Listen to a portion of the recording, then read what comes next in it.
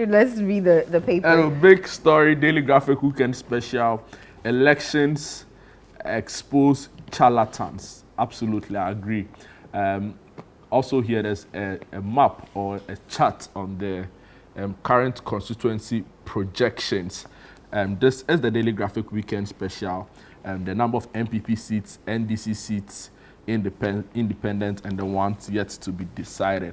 Also here, NDC sues EC 6 fresh in Sawum Adwodri election. Also here, NDC injuncts EC's parliamentary results recollation. Back page of the Daily Graphic Weekend Special, clash of titans can Kotoko tame rampaging phobians.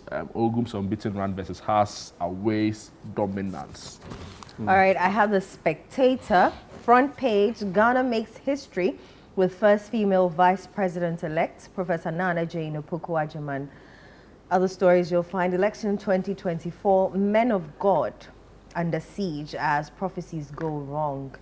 Another story, Dr. Christopher Basongti Bayure, a visionary leader who triumphed through adversity. And on the back page, resetting Ghana sports, a picture of John Dramani Mahama here. And then another story, Hearts of Oak Dare Kotoko in Kumasi. Yeah, there's a match this weekend. And The Mirror, Ghana's most popular weekend paper, DSP Sandra Amisa, first police hematology nurse, woman remanded over alleged 265,000 Ghana cedis visa fraud. Wow. Kolebu begins free dialysis. Oh, that brings such a smile to my face.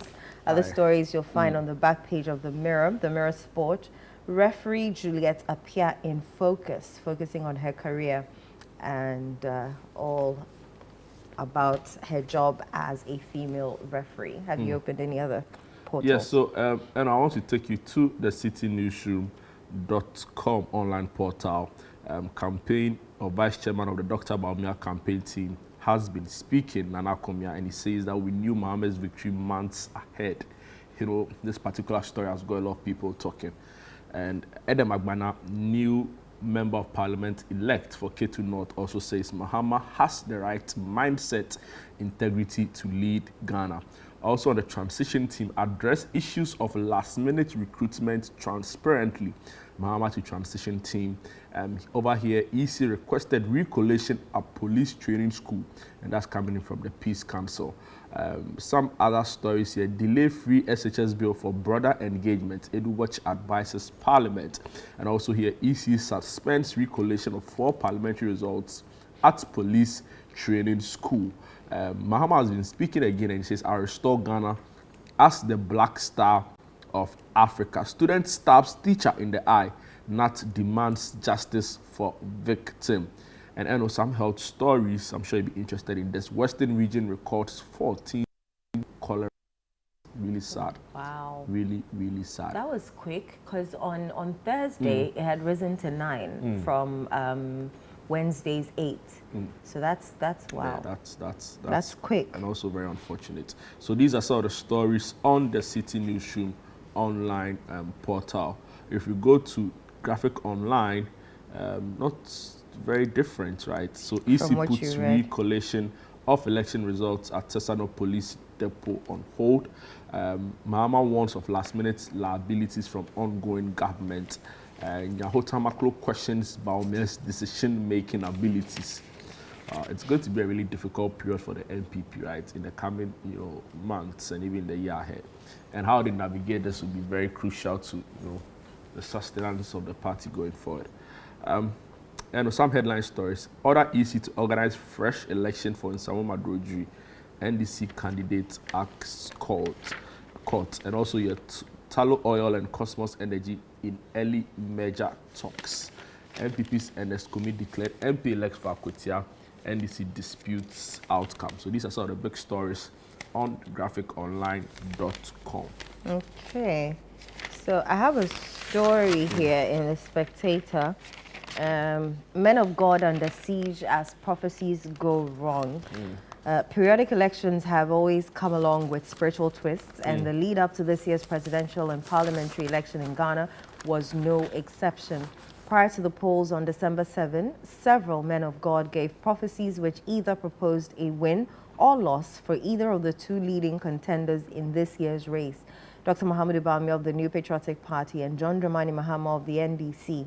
However, following outcome of the election, which gave an emphatic win for Mr. Mahama, the many Ghanaians have raised eyebrows over the genuineness of these men of God. Notable among those that prophesied a one-touch victory for Vice President and flag bearer of the ruling New Patriotic Party, Dr. Bawumia, was founder and leader of the Power Chapel Worldwide, Dr. Victor Kusi Boateng.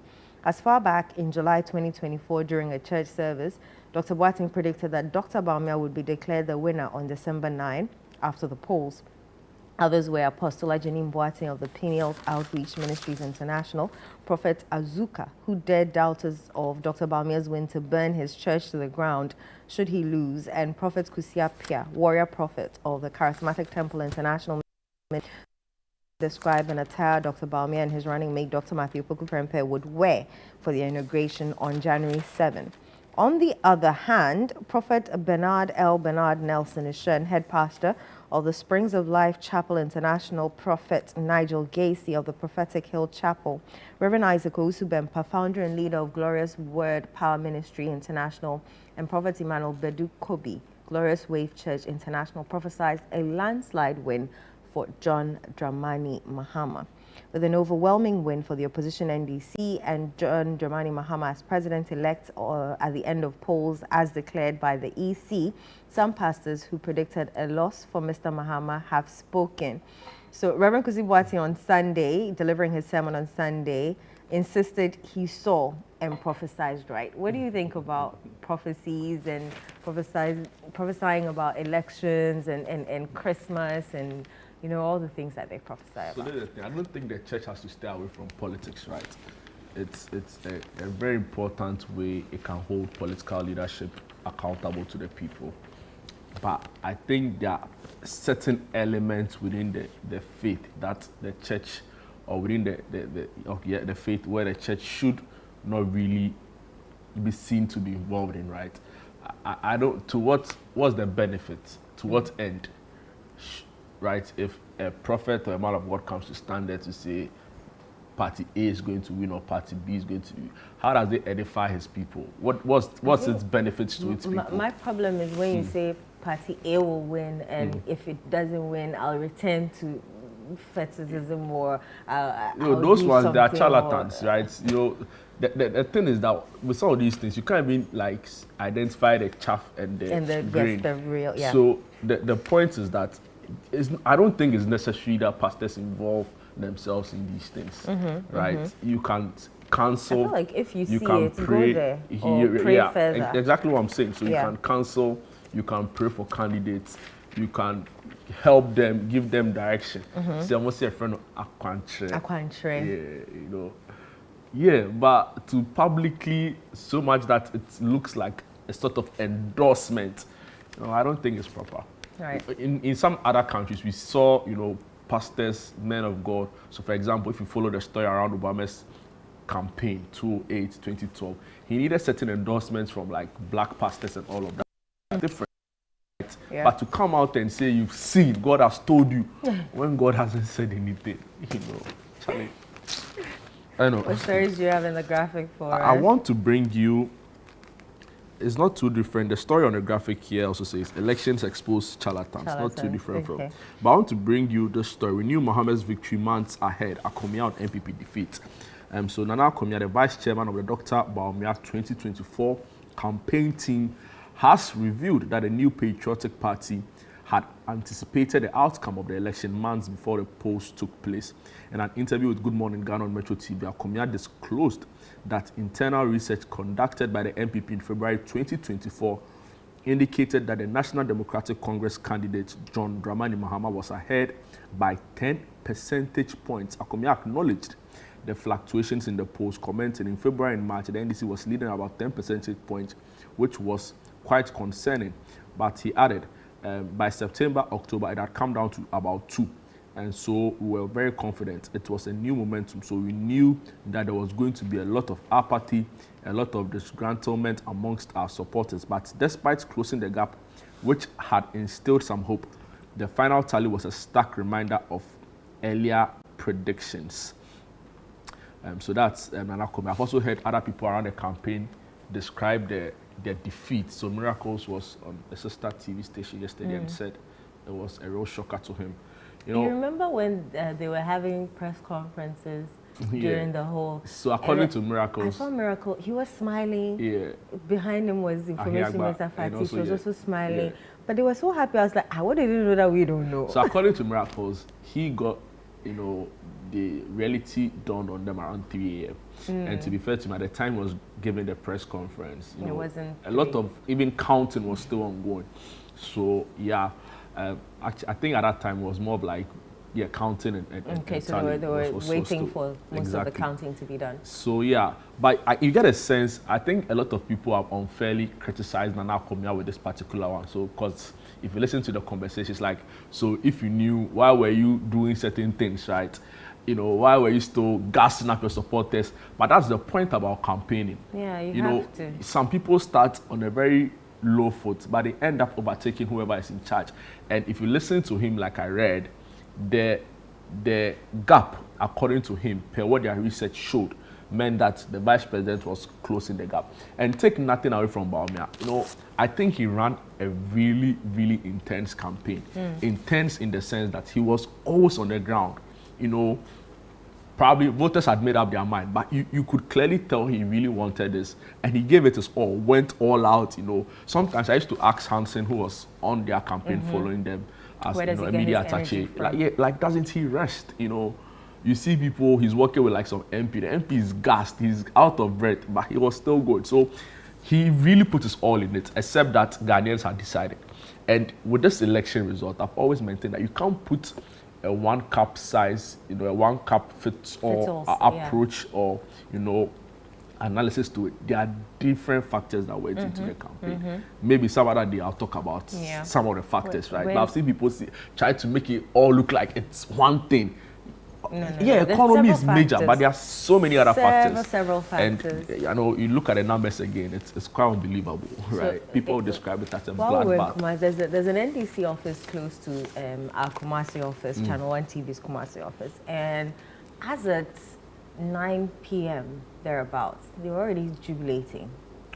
Kumasi. Yeah, the NDC office. So if you listen to Edodo Mane I met one of them, and I'm like, what's happening? It's like, you can't see what's happening. I'm like, no, unless you tell me. So they had already started jubilating, so they knew something that we didn't know, we weren't privy to. But so I think by 9 p.m. they also had a sense of the number of constituencies they had won in Ashanti. And that is even indicative of something. Yeah, and then when they were doing the counting at the various polls, I realized that Ashanti didn't come out to vote. So yeah, well, the vote for Ashanti was very high. Very high. They blocked their rigging mechanisms. We don't know what that means. We don't know what that means. But it was interesting to see the Ashanti votes for the NDC appreciates very significantly. Yes. So if you say Ashanti didn't come out to vote, extra seats. Yeah, because very historical trends show 22%, 24%. I think the average performance for NDC in Ashanti is around 23. Yeah. This time around they went to 30%. Yeah. So it clearly tells you that. And they did say that they are getting 30% in exactly. This So election. a lot of people have said it. I'm not the one to advise the MPP, but they need a proper introspection. They need a soul searching. Yeah. They need to says analyze. They are going to sit back and reset. They should consult the Abrewa. And he says they are going to reset. I didn't even hear about re-strategize. Yeah, but maybe they might need it. They're going to re-strategize and come back stronger. I have a whole theory around what I call the political information complex. Right? Maybe I'll share it another time. Yeah, and the role it played in this election. Right. So we have a new vice president-elect, female vice president-elect, Professor Nana Jane Opoku-Agyeman, and they have featured her in the middle page of The Spectator. And then going into Parliament, creative arts industry players. Ibi Bright, MP-elect Tema Central. Baba Sadiq, MP-elect Okaike Central. A+, MP-elect Gomoa Central. John Dumelo, MP-elect Ayawaso West Wuogon. Abla Jifa Gomashi, MP for Ketu South, Ohene Kwame Frimpong, MP-elect Asante Achim North. So yeah, all of these people, creative arts industry players going into parliament this year. Congratulations to them. You know, I've heard A plus already say that the creative arts should not come and, you know, he's not going to parliament to represent Gomwa Central. No, is it Gomwa? No, Gomwa is Central or East? Let me mention. I think Central. Central went to MPP. Central. Okay. He's an independent candidate. Independent, yeah. Yeah. So, okay, I know Gomwa West is NDC. I wonder where he'll align to when he goes into parliament. He said he's been speaking to the NDC people. I heard him on Leicester TV, so, you know. But he hadn't committed. NPP has lost him. Yeah. So, he was making the point that he is going there to represent Gomwa Central. Right. No creative arts. To come and cross him that he's part of the creative arts. Because nobody supported his campaign. Right. You know, which I think is fair. You are there to represent the people. Your people. Yeah. Not any other interest. Anyway, over here, transition team forms 3 subcommittees. Also in the middle spread, British High Commissioner calls on President-elect Mahama. But just excerpts of this story, the transition team working to ensure a smooth transfer of power from the New Patriotic Party to the National Democratic Congress has formed 3 statutory subcommittees in line with Section 4 of the Presidential Transition Act 2012, Act 845. They are the Inauguration Subcommittee, the Government Machinery Subcommittee, and the Presidency Subcommittee. The spokesperson for the President-elect side of the transition team, Felix Kwachiofosu, told the Lady Graphic that other may as the team deems it fit. He said some have already been formed and some more may be added as we travel along. So that's the story. It talks about the work they are to play. You know, they've been meeting since it was formed. Yesterday, Friday, they met. Concerns around appointments and, you know, promotions, and also huge sums of money as government contracts payments all came up. One side of the transition team, that's the president-elect, have raised concerns about the issues I just mentioned, and the outgoing government to say something else, saying that nothing of that sort is happening. So we'll see.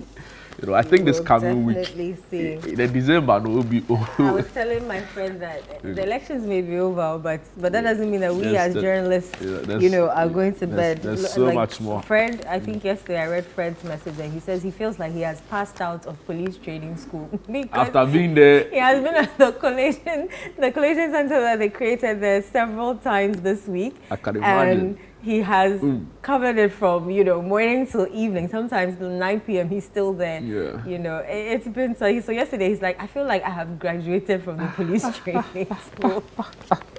I can imagine, you know. Oh so Charlie. Yeah, still lots of things coming out of these elections, and there'll definitely be more, and we'll always be there to. But like we've said, even during the introductory part of the show, you know, there's so much to be grateful for if you're Ghanaian, right? Other people watch this and they envy it. Like, how is a vice president calling and an incumbent calling barely 16 hours after polls to concede? It's unheard of. You know, in other countries, worst case scenario, if you didn't even concede, it would take every kind of foreign envoy in the country to, you know. So I think that our leaders also deserve some credit ahead of the election. They signed the peace pact. They all made their commitments to it, and we've seen it. But the unfortunate incident, of course, during the election, we heard of the Nyampala shooting in Tolon constituency. I think 3 deaths so far. Yeah, we also heard of a shooting incident in the Wutu Senya East, which for me was very unfortunate and very irresponsible. There are reports that there was also shooting in Sawama Drodri. Thankfully, no one lost their lives. But you know, it's still a very young democracy. And I always say that in a democracy of 30 million people, for a country like ours, which is still very young, you know, it will get noisy. It gets very acrimonious sometimes. The vitriol from the campaign really takes a long time to fade. But what helps us really is that commitment to like having peace in the country, the commitment to, you know, enduring institutions and making sure that despite our political interest, Ghana comes first. And I think that both parties, especially the vice president, has demonstrated that a lot. And we need to commend them, you know, What I'm not happy about is the post-election violence we are witnessing. You know? Yeah. Imagine all of that didn't happen. We have scored probably an A or a B plus. You know? Yeah, but it's sort of taken away from the election, right? Yeah, Why have you gone to Ghana Gas? And in any case, all the people who went to besiege Ghana Gas, none of them is going to become CEO or MD or even some director there. So what's the point really? No. You get it. You go and ransack. Like some adrenaline just enters you. You see people going, so you follow them. Like for what? What's the reason behind that? It's not proper behavior. You know, you go and ransack a minister's home, an MP who had lost an election. And steal her car. To what point? You know, if you listen to the NDC, of course they've condemned it, but some elements also want to try and shift blame and say, well, these are also disgruntled NPP people. The point is that it's not necessary, right? You've won an election. Let's all, and I also believe, so I listened to security analyst Colonel Festus Abuaje, and he makes the point that, well, for some of them, it can be supporters who are just being overly exuberant, right? But there's also a possibility of criminal elements infiltrating. Yeah. So his point to the police is that, and to the president is that you are still in charge. So do something. Right. So that's our newspaper segment for you. The question we're asking today is, what are you grateful for this year? What are you grateful for this year? Send us your thoughts, your comments, and we'll definitely read them. Send them to 0204-447-033, 0204-447-033, and we'll read all of those comments and suggestions right here on our show. We'll be back shortly with one of our favorite segments, What's Happening? Don't go away.